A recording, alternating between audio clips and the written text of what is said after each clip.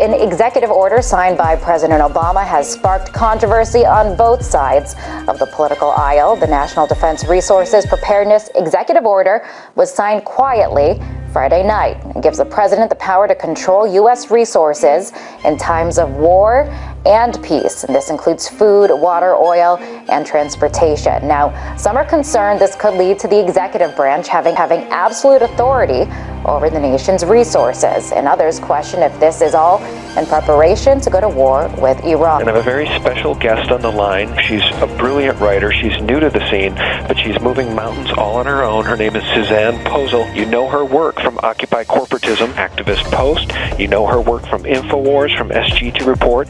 Everybody is picking up Suzanne's material. Suzanne, welcome. Thank you for having me. Suzanne, you're really a great writer. I really have to give you kudos on your research, your hyperlinks, your vetting, your information, and that's why everybody is picking up your articles, because they're very, very detailed, but you're talking about some very scary things. We do that too here at SGT Report. I talk to a lot of smart people. I spoke with James Wesley Rawls not too long ago, who said, and I quote, "We're entering into an age of deception and betrayal by our own government." And Suzanne, that's basically what you've been writing about across the board, whether it's vaccine information or your article titled U.S. Army Tactical Manuals Describe How to Control Domestic Insurrection. Why don't you let people know why you wrote that and what it means? I wrote that because there's a bunch of articles that have come out. It started with Rex 84, and it's turned into a bunch of manuals and a bunch of executive orders that put in place martial law.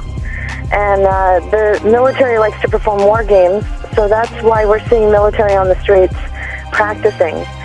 They are actually practicing. The tanks that we see on the streets and the National Guard patrolling neighborhoods and the practices that they're doing with our local police department, this is all in preparation for martial law, so that when they do actually lock down the country, they've got everything secured. People that don't run in these circles and to whom this information is new, Suzanne, they love to say that we're all conspiracy tinfoil hat-wearing nuts because we still live in a republic. But I think what we're starting to see, for anybody who is objective at all, is we're seeing a totalitarian system now unveil itself. And ever since essentially 9/11 happened, it's been more and more of these draconian measures that are leading us right down the road to martial law. What do you think will be the cause of the declaration of martial law? Will it be a financial collapse or something altogether different? We've seen a lot of false flags. What do you think would be the cause of martial law? Well, I had written an article earlier this week from a U.S. Marine informant, and also a Deutsche Bank informant. And in 2008, we should have collapsed. We should have gone the way of Greece. The only reason why we didn't was because the global elite and the banking cartels put it off on the Eurozone and collapsed the Eurozone in order to gain sovereign debt. Sovereign debt is when you actually own the physical land. You don't just own the buildings, you don't just own the people and the money. They're extracting wealth so that the only thing that the governments will have left to give them is the actual land that they own. While they're doing this, they're amassing this wealth in order to redirect it toward martial law endeavor. They want to lock down every country, but globally.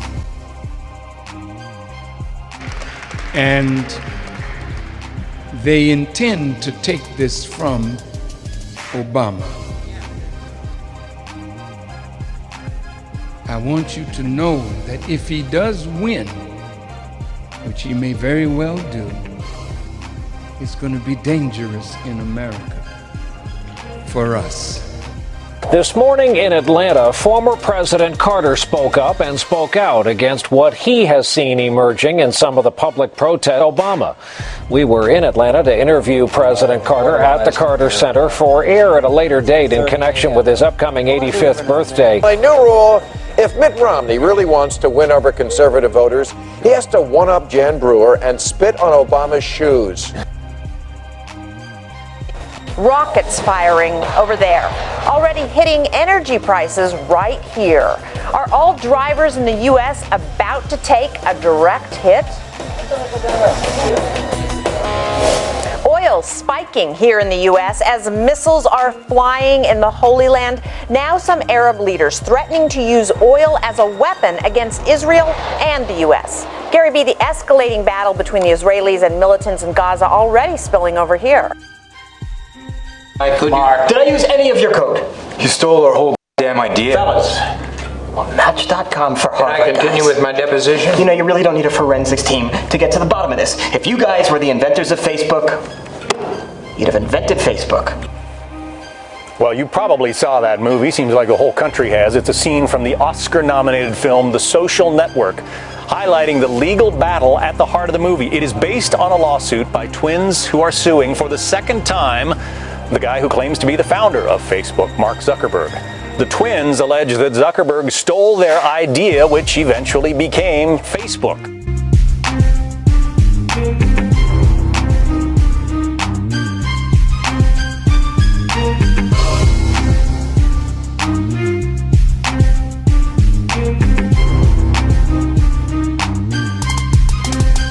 Dear brothers and sisters, now is the time to open your eyes. In a stunning move that has civil libertarian stuttering.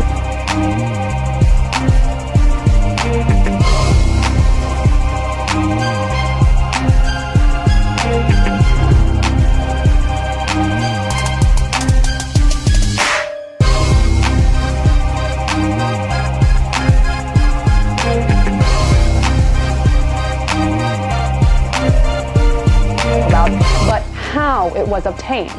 Members of the Night Sec, a group that is loosely affiliated with the hacktivist group Anonymous, released this video to protest the lack of legal action by local authorities. Hacker group Anonymous have posted a petition on the White House website seeking to make distributed denial of service attacks a legal form of protest. The organization claims that slowing or shutting down a website is not hacking. People in the Urals in Russia have seen burning objects raining down from the sky after a meteorite exploded above the Earth, causing a meteor shower. Eyewitnesses reported several blasts rocking the region, and there's long trails of smoke in the air. It's not been your normal morning across Russia, that is for sure. Have a look at this.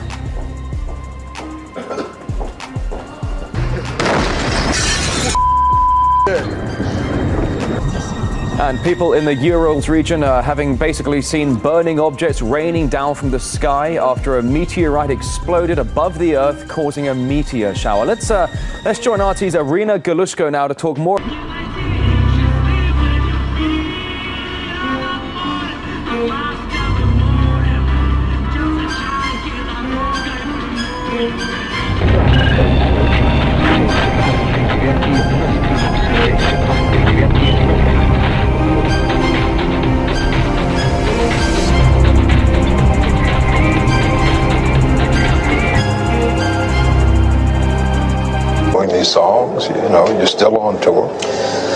I do, but I don't take it for granted.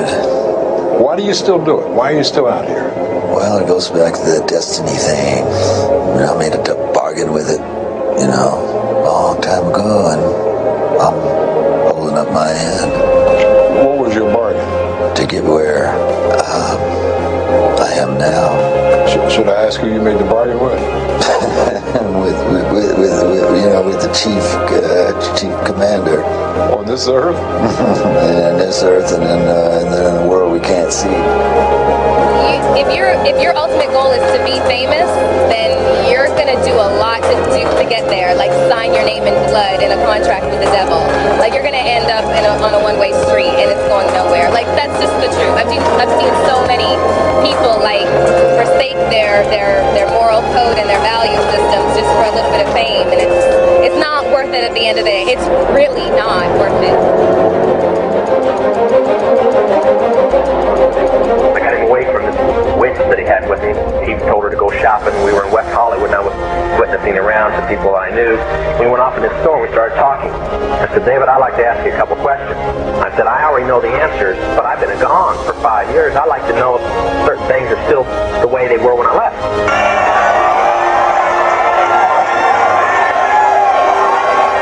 I sold my soul to the devil. I know it's a crappy deal. Lisa came with a few toys like a Happy Meal. About, what was going on in my life at 15, and that's how I got introduced to the music industry. I swear I wanted to be like the Amy Grant of music, but it didn't work out, and so I sold my soul to the devil.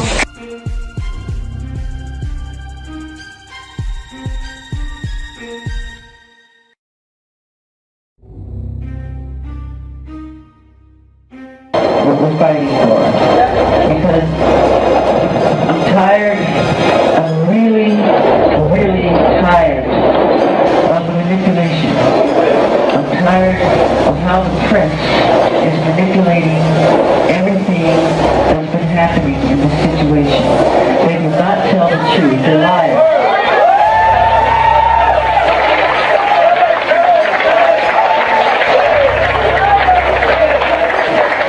They manipulate our history books. The history books are not true. It's a lie.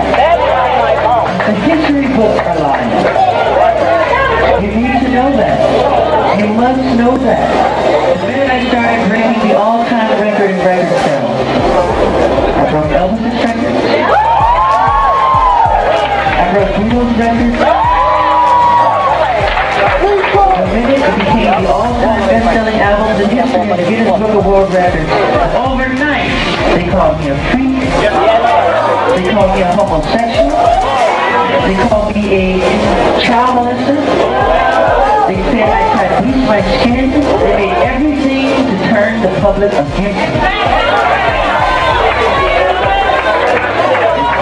This is all complete conspiracy. Do you think, Micheal, it's murder? Absolutely.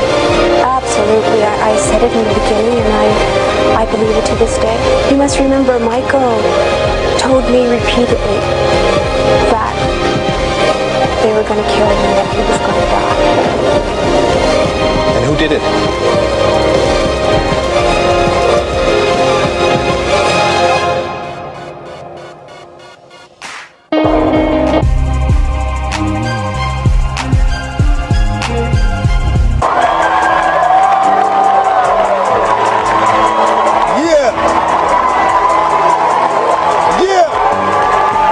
What's up? I appreciate it.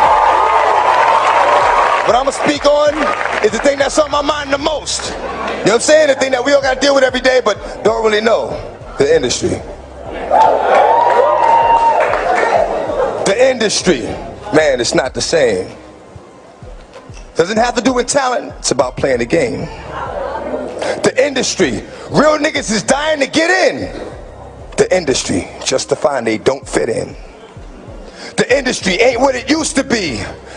The industry's trying to control the way you MC. They want you to dress like this and talk like that. But I'm going dress like this and talk with the bat. The industry, stay in the dirt, play in the dirt. Test the wrong one in the industry and you will get hurt. I'm not an industry artist. I'm an artist in the industry. So I do what the fuck I want, because nobody can finish me.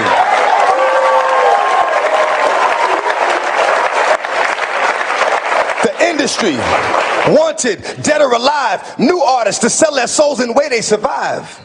The industry don't give a fuck about you, but the industry couldn't make a dime without you. The industry, I'm sick of this industry shit. The industry playing them like a industry bitch. They tried to finish me quick, but I am long, so I stand strong. Fuck a beat. Listen to the words in the damn song.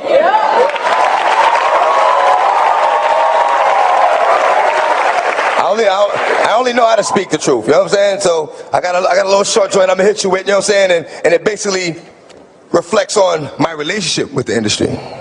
This is what it is. Often, my words fall on deaf ears. Motherfuckers be listening, but don't hear.